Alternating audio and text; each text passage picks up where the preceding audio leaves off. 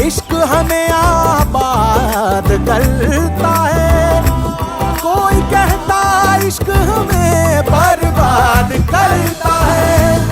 जहन की तंग